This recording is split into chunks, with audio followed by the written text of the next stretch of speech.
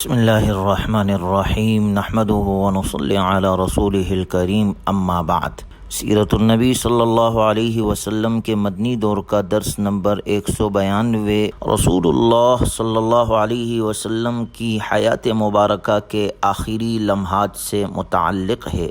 آپ صلی اللہ علیہ وسلم مرض کی شدت کے باوجود جمعرات کے دن تک یعنی وفات سے 4 دن پہلے تک تمام نمازیں خود ہی پڑھا رہے تھے، اور اس جمعرات والے دن بھی آپ علیہ الصلاۃ والسلام نے مغرب کی نماز خود پڑھائی۔ صحیح بخاری میں ام فضل رضی اللہ عنہا سے مروی ہے کہ آپ صلی اللہ علیہ وسلم نے ہم کو مغرب کی نماز پڑھائی، جس میں والمرسلات عرفا پڑھی آپ نے۔ اس کے بعد آپ صلی اللہ علیہ وسلم نے ہم کو کوئی نماز نہیں پڑھائی، یہاں تک کہ آپ صلی اللہ علیہ وسلم دنیا سے پردہ فرما گئے۔ جس دن آپ صلی اللہ علیہ وسلم نے مغرب کی نماز پڑھائی جمعرات کے دن، جب عشاء کا وقت آیا تو دریافت فرمایا کہ کیا لوگ نماز پڑھ چکے ہیں؟ حضرت عائشہ صدیقہ رضی اللہ تعالی عنہا فرماتی ہے کہ آپ علیہ الصلاۃ والسلام نے فرمایا کیا لوگوں نے نماز پڑھ لی؟ تو ہم نے کہا کہ نہیں اے اللہ کے رسول، وہ آپ کا انتظار کر رہے ہیں۔ آپ صلی اللہ علیہ وسلم نے فرمایا ضعوا لی ماء فی المغزب، میرے لیے ٹب میں پانی ڈالو۔ ہم نے حکم کی تعمیل کی، پھر آپ صلی اللہ علیہ وسلم نے غسل فرمایا، اٹھنے لگے تو بے ہوش ہو گئے۔ جب ہوش آیا تو فرمایا اصلی الناس، لوگوں نے نماز پڑھ لی؟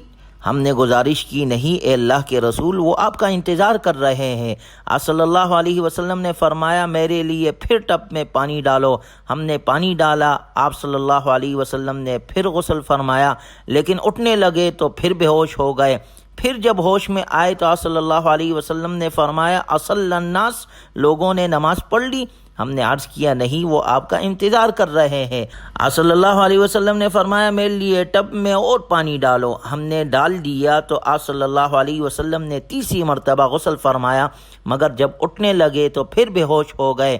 جب حواس بجا ہوئے تو پوچھا اصلی الناس، کیا لوگوں نے نماز پڑھ لی؟ ہم نے کہا نہیں اے اللہ کے رسول، لوگ آپ کا انتظار کر رہے ہیں۔ لوگ کافی دیر سے مسجد میں بیٹھے تھے اور عشاء کی نماز کے لیے آپ کا انتظار کر رہے تھے۔ رسول اللہ صلی اللہ علیہ وسلم نے حضرت ابوبکر رضی اللہ عنہ کو پیغام بھیجا کہ لوگوں کو نماز پڑھا دے۔ حضرت ابوبکر رضی اللہ عنہ نرم دل آدمی تھے، کہنے لگے عمر آپ لوگوں کو نماز پڑھا دے۔ حضرت عمر رضی اللہ عنہ نے فرمایا نہیں، آپ ہی امامت کے حقدار ہے۔ چنانچہ ان دنوں میں حضرت ابوبکر رضی اللہ عنہ نے لوگوں کو نماز پڑھائی۔ آپ علیہ الصلاۃ والسلام کی حیات مبارکہ میں ان کی پڑھائی ہوئی نمازوں کی تعداد 17 ہے، جو حضرت ابوبکر رضی اللہ عنہ نے مسلمانوں کو پڑھائی۔ ایک دوسری روایت میں آپ صلی اللہ علیہ وسلم کے الفاظ ہے مروا ابا بکر فلیصلی بالناس، ابو بکر سے کہو کہ لوگوں کو نماز پڑھائے۔ جب ہفتے یا اتوار کو نبی صلی اللہ علیہ وسلم نے اپنی طبیعت میں قدرے تخفیف محسوس کی تو 2 آدمیوں کے درمیان چل کر ظہر کی نماز کے لیے آپ صلی اللہ علیہ وسلم تشریف لائے۔ اس وقت حضرت ابوبکر رضی اللہ عنہ صحابہ کرام رضی اللہ عنہم اجمعین کو نماز پڑھا رہے تھے۔ وہ آپ علیہ الصلاۃ والسلام کو دیکھ کر پیچھے ہٹنے لگے۔ آپ صلی اللہ علیہ وسلم نے اشارہ فرمایا کہ پیچھے نہ ہٹے، اور لانے والوں سے آپ صلی اللہ علیہ وسلم نے فرمایا کہ مجھے ان کے بازو میں بٹھا دو۔ چنانچہ آپ علیہ الصلاۃ والسلام کو حضرت ابوبکر رضی اللہ عنہ کے بائیں بٹھا دیا گیا۔ اس کے بعد ابوبکر رضی اللہ عنہ رسول اللہ صلی اللہ علیہ وسلم کی نماز کی اقتدا کر رہے تھے، اور صحابہ کرام رضی اللہ عنہم اجمعین کو تکبیر سنا رہے تھے۔ وفات سے 1 دن پہلے بروز اتوار آپ علیہ الصلاۃ والسلام نے اپنے تمام غلاموں کو آزاد فرما دیا۔ آپ صلی اللہ علیہ وسلم کے پاس 7 دینار تھے، انہیں آپ نے صدقہ کر دیا اور اپنے ہتھیار مسلمانوں کو ہبہ فرما دیے۔ رات میں چراغ جلانے کے لیے حضرت عائشہ صدیقہ رضی اللہ عنہا نے تیل پڑوسن سے ادھار لیا، اور آپ علیہ الصلاۃ والسلام کی زرہ ایک یہودی کے پاس 30 صاع جو کے عوض رہن رکھی ہوئی تھی۔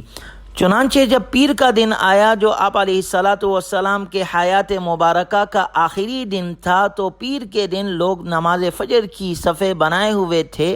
رحمت عالم صلی اللہ علیہ وسلم نے حجرہ مبارک کا پردہ ہٹایا۔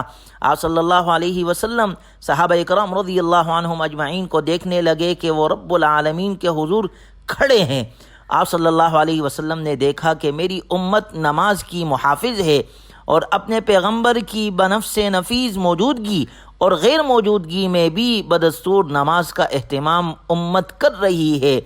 اس منظر سے آپ علیہ السلام کی آنکھیں ٹھنڈی ہو گئی۔ آپ صلی اللہ علیہ وسلم مطمئن ہو گئے کہ اس امت کا دین سے تعلق مضبوط تر ہو چکا ہے۔ صحابہ اکرام رضی اللہ عنہم اجمعین فرماتے ہیں کہ رسول اللہ صلی اللہ علیہ وسلم نے حضرت عائشہ صدیقہ رضی اللہ عنہا کے حجرے کا پردہ ہٹایا اور کھڑے کھڑے ہمیں دیکھنے لگے۔ آپ علیہ السلام کا چہرہ انور مصحف کا نورانی ورق معلوم ہوتا تھا۔ پھر آپ علیہ السلام مسکرا دیے۔ ہم خوشی کے مارے اس قدر نہال ہو گئے کہ نماز ہی توڑنے والے تھے۔ ہمارا خیال تھا کہ آپ صلی اللہ علیہ وسلم نماز کے لیے آنے والے ہیں، مگر آپ علیہ السلام نے اشارے سے فرما دیا کہ اپنی نمازیں مکمل کرو۔ پھر آپ علیہ السلام نے پردہ گرا دیا اور حجرے میں واپس تشریف لے گئے۔ اس کے بعد رسول اللہ صلی اللہ علیہ وسلم پر کسی دوسری نماز کا وقت نہیں آیا۔ چنانچہ پیر کے دن چاش کے وقت آپ علیہ السلام نے اپنی صاحبزادی حضرت فاطمہ رضی اللہ عنہا کو بلایا اور ان سے کچھ سرگوشی کی۔ وہ رونے لگی۔ سیدہ فاطمہ الزہرا رضی اللہ عنہا وہ خوش نصیب خاتون تھی کہ جب رسول اللہ صلی اللہ علیہ وسلم کے خدمت میں آتی تو آپ علیہ السلام اپنی بیٹی کے استقبال کے لیے کھڑے ہو جاتے تھے، اور پھر کھڑے ہونے کے بعد رسول اللہ صلی اللہ علیہ وسلم اپنی اس شہزادی کو پیشانی پر بوسہ دیتے تھے۔ یہ آپ علیہ السلام کی تعلیمات ہے، آپ علیہ السلام کی سیرت ہے کہ بچیوں سے ایسی محبت کرنی چاہیے۔ چنانچہ جب اس بار حضرت فاطمہ رضی اللہ عنہا تشریف لائی تو آپ علیہ السلام اتنی تکلیف میں تھے کہ آپ کھڑے نہ ہو سکے، آپ لیٹے ہوئے تھے۔ جب حضرت فاطمہ الزہرا رضی اللہ عنہا نے دیکھا تو عرض کیا کہ اے حضور، میری روح اور جان آپ پر فدا ہو، آپ اس حال میں ہیں کہ آپ کھڑے بھی نہیں ہو سکتے۔ یہ حالت دیکھ کر حضرت فاطمہ الزہرا رضی اللہ عنہا روئی، اور اتنا روئی کہ تمام اہل بیت جو تھے سب رونے لگے، اور یہ عالم ہے کہ آج صبر کا دامن نہیں جا رہا۔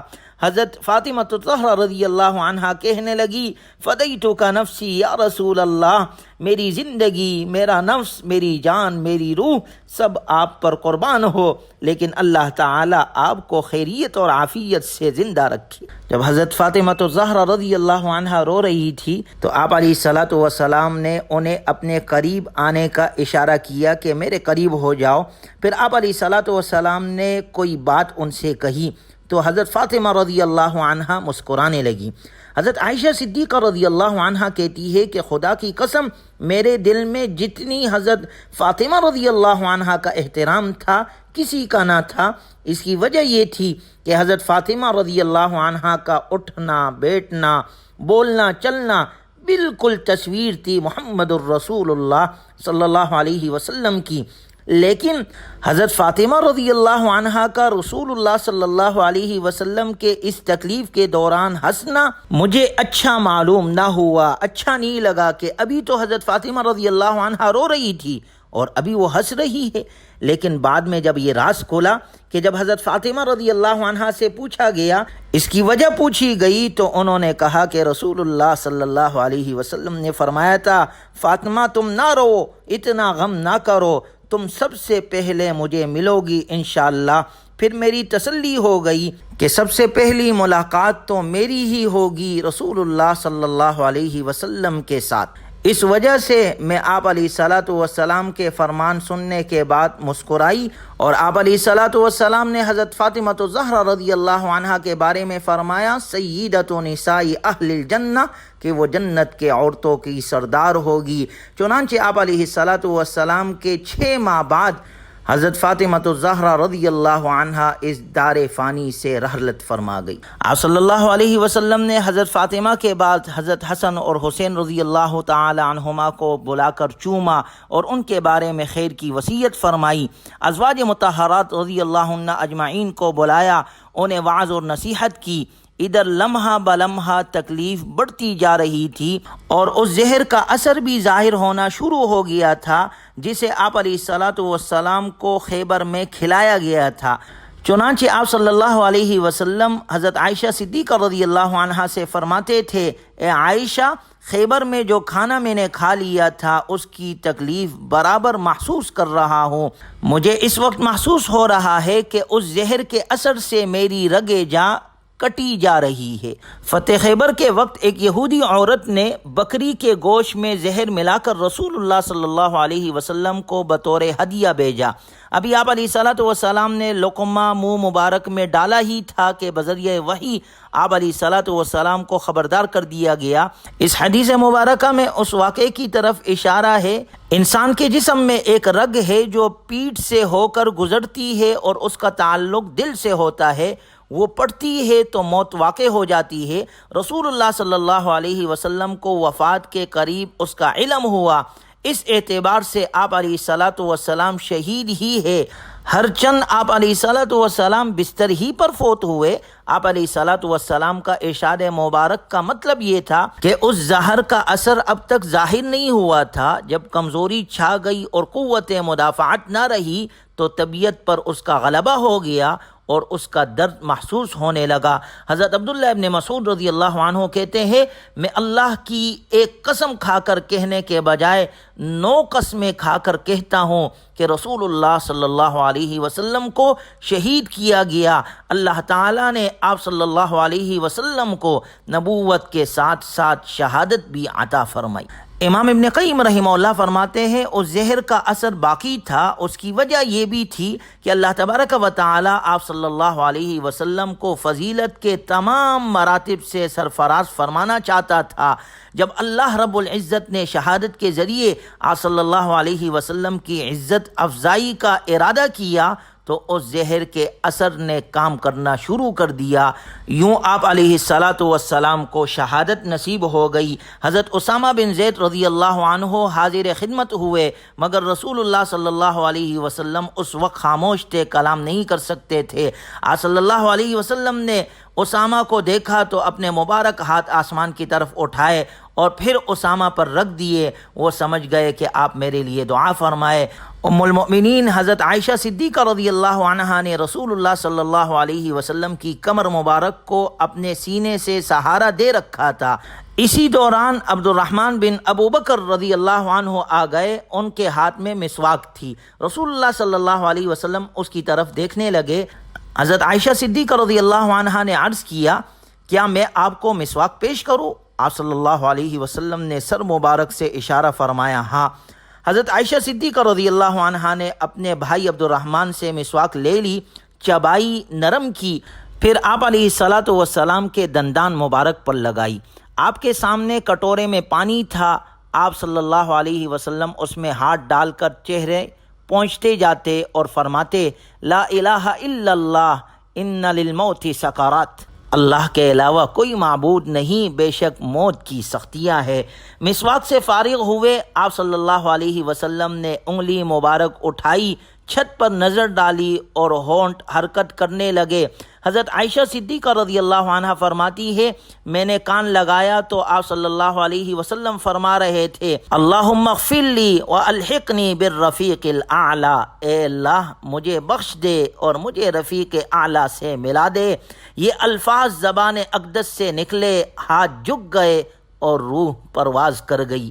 13 یا 14 دن کی بیماری کے بعد 12 ربیع الاول بروز پیر چاش کے وقت رسول اللہ صلی اللہ علیہ وسلم اپنے خالق حقیقی سے جا ملے۔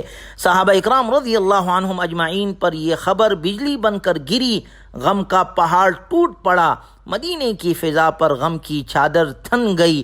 حضرت انس رضی اللہ تعالی عنہ فرماتے ہیں کہ مدینہ منورہ کی تاریخ میں ایک دن سب سے زیادہ خوشی کا تھا اور ایک دن سب سے زیادہ غم کا آیا۔ خوشی کا دن وہ تھا جب رسول اللہ صلی اللہ علیہ وسلم مدینہ منورہ تشریف لائے تھے، اور غم کا دن وہ تھا جب رسول اللہ صلی اللہ علیہ وسلم داغ فراق دے کر رخصت ہو گئے۔ سارے صحابہ اکرام رضی اللہ عنہم اجمعین غم سے نڈال مسجد نبوی کی طرف دوڑے۔